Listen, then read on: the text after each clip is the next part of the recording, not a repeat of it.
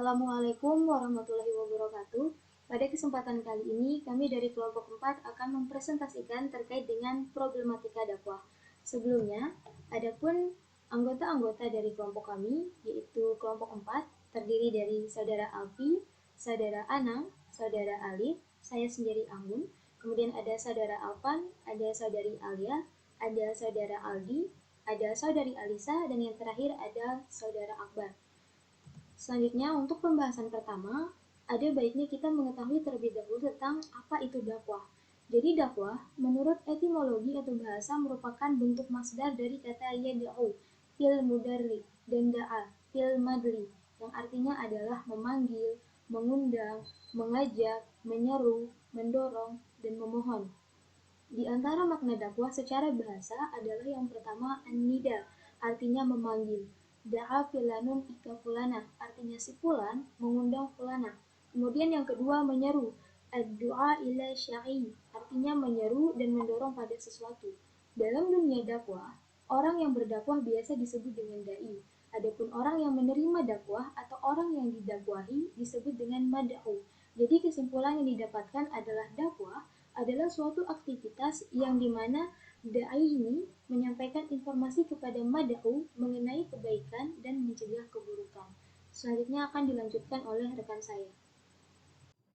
Baik, saya akan melanjutkan pembahasan tentang pengertian problematika dakwah. Nah, problematika ini sendiri berasal dari kata problem yang artinya soal, masalah, perkara sulit, dan persoalan. Nah, adapun masalah merupakan suatu kendala atau persoalan yang harus dipecahkan, dengan kata lain, adanya kesenjangan antara kenyataan dengan sesuatu yang diharapkan untuk mencapai hasil yang maksimal. Problematika dakwah merupakan permasalahan yang timbul dalam dakwah, baik ketika memanggil, mengajak, atau menyeru, dan permasalahan ini belum bisa dipecahkan.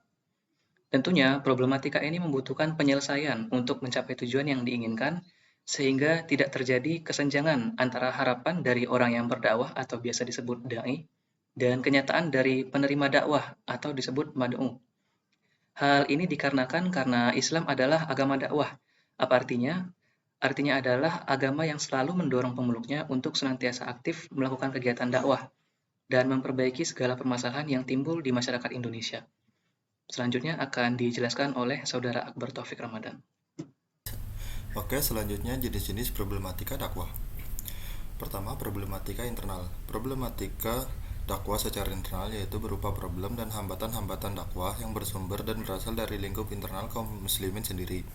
Problematika internal yang sering dijumpai dalam dakwah adalah gejolak kejiwaan, ketidakseimbangan aktivitas, latar belakang dan masa lalu, penyesuaian diri, dan friksi internal.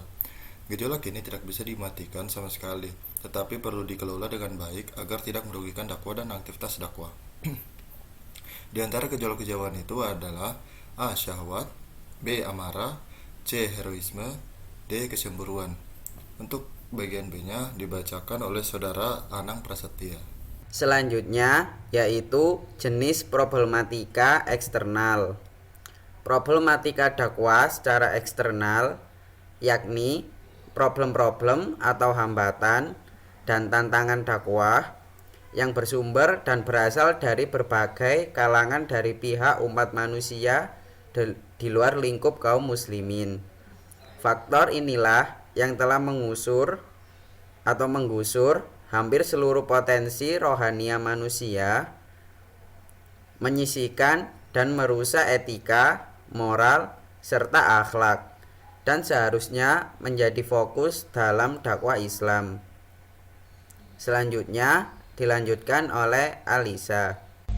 Selanjutnya ada faktor problematika dakwah di mana terdapat faktor secara internal dan eksternal. Pada faktor internal diantaranya yaitu 1.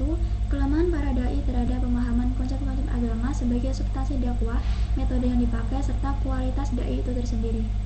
Seringkali terjadi kegoncangan pada umat yang diakibatkan oleh keraguan yang ditimbulkan oleh para dai dalam menetapkan sebuah hukum. Keraguan inilah yang akan berlanjut pada ketidakpercayaan terhadap sang dai tersebut. Kedua, ada perpecahan di kalangan umat Islam dan kurangnya ukhuwah.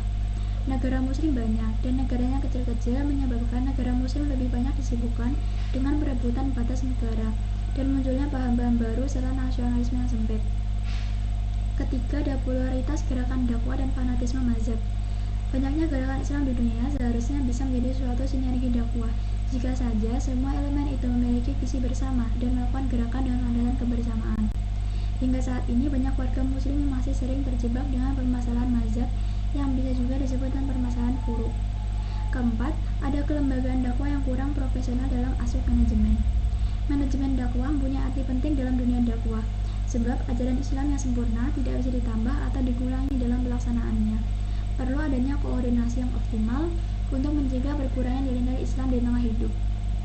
Kelembagaan dakwah yang kurang profesional bisa menyebabkan adanya penyimpangan seperti adanya permasalahan eksternal berupa materialisme, sekularisme, dan rasionalisme. Untuk selanjutnya akan dijelaskan oleh saudara M. Alif Rizky. Ya, selanjutnya yaitu tentang faktor problematika dakwah. Yang paling atas adalah ada faktor eksternal. 1. Sekularisme, pemisahan antara urusan agama dan dunia.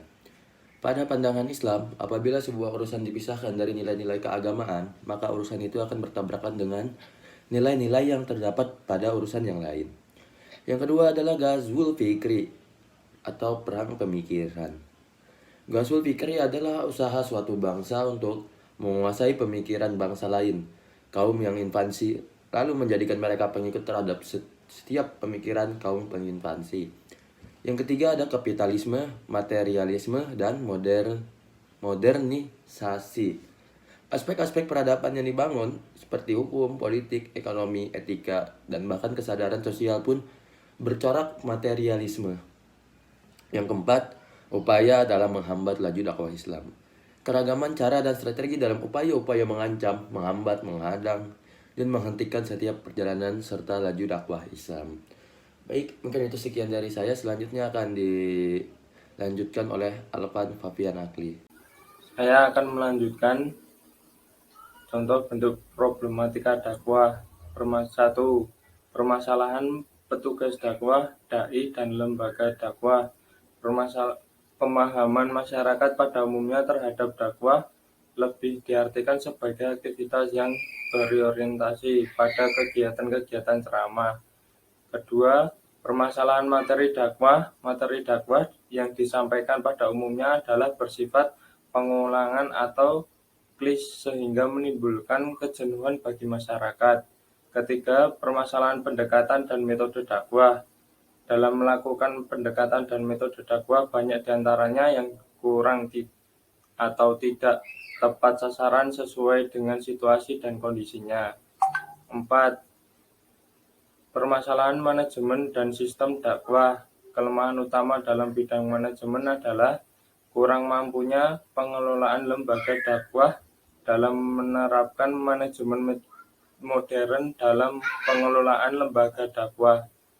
Selanjutnya akan dilanjutkan oleh Baik, urgensi dakwah. Urgensi adalah keharusan yang mendesak. Seorang muslim terdorong untuk berdakwah dan antusias dalam melakoninya, antara lain karena adanya perintah untuk berdakwah dan besarnya pahala yang diberikan oleh Allah SWT bagi para dai. Urgensi dakwah sangat diperlukan, tak kalah manusia modern semakin lupa akan tujuan hidup sebenarnya. Adapun dalam kehidupan sehari-hari sebagai seorang muslim, kita sewajibnya melakukan atau menyerukan hal-hal yang positif yang sifatnya mengajak kepada jalan yang kebaikan. Dalam hal ini, dakwah bisa dilakukan oleh siapa saja dengan ketentuan yang sudah ditentukan oleh Al-Quran dan As-Sunnah. Selanjutnya, Solusi mengatasi problematika dakwah. Agar problematika dakwah tidak semakin kusut dan berlarut-larut, perlu segera dicarikan jalan keluar dari persoalan yang dihadapi, yaitu pertama, memfokuskan aktivitas dakwah untuk memperbaiki kemiskinan umat. Dalam agama Islam, membantu individu atau masyarakat miskin untuk keluar dari kesulitannya merupakan suatu perintah. Yang kedua, menyiapkan profil strategis Muslim untuk disuplai ke berbagai jalur kepemimpinan bangsa sesuai dengan bidang keahliannya masing-masing. Yang ketiga, membuat peta sosial umat sebagai informasi awal bagi pengembangan dakwah. Yang keempat, mengintegrasikan wawasan etika, estetika, logika, dan budaya dalam berbagai perencanaan dakwah, baik secara internal umat maupun secara eksternal. Yang kelima, mendirikan pusat-pusat studi dan informasi umat secara lebih profesional dan berorientasi pada kemajuan iptek. Yang keenam, menjadikan masjid sebagai pusat kegiatan ekonomi, kesehatan, dan kebudayaan umat Islam. Yang ketujuh, proses dakwah tidak boleh lagi terbatas pada dakwah bilisan, tapi harus diperluas dengan dakwah bilhal atau perbuatan nyata, bil kitabah lewat tulisan, bil hikmah dalam arti politik, bil iktisodiyah dalam ekonomi, dan sebagainya. Dan yang kedelapan, media massa yang dapat menjadi wahana atau sarana dakwah perlu dimiliki oleh umat Islam sebagai aspek partisipasi masyarakat dalam memberikan sumbangsaran. Bila media massa sepi dari pesan-pesan Islami, maka sudah tentu keadaannya tidak menguntungkan bagi peningkatan dakwah Islam. Kami sampaikan, terima kasih atas perhatiannya. Mohon maaf apabila ada kesalahan. Wabillahi taufiq wal hidayah. Wassalamualaikum warahmatullahi wabarakatuh.